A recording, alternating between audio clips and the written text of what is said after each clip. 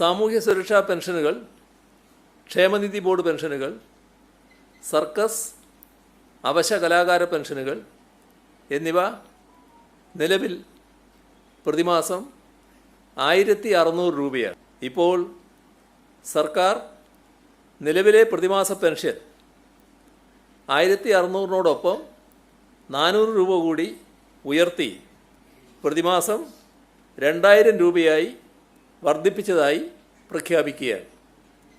പ്രതിവർഷം 2000 രൂപ മാസം പ്രതി കൊടുക്കുമ്പോൾ പ്രതിവർഷം ഏകദേശം 13,000 കോടി രൂപയാണ് ഈ ക്ഷേമ പെൻഷൻ വിതരണത്തിനായി സർക്കാർ നീക്കിവെക്കുന്നത്. പിണറായി മന്ത്രി വന്നേ പിന്നെ ഞങ്ങളിതിന് കാത്തിരിക്കുന്നു.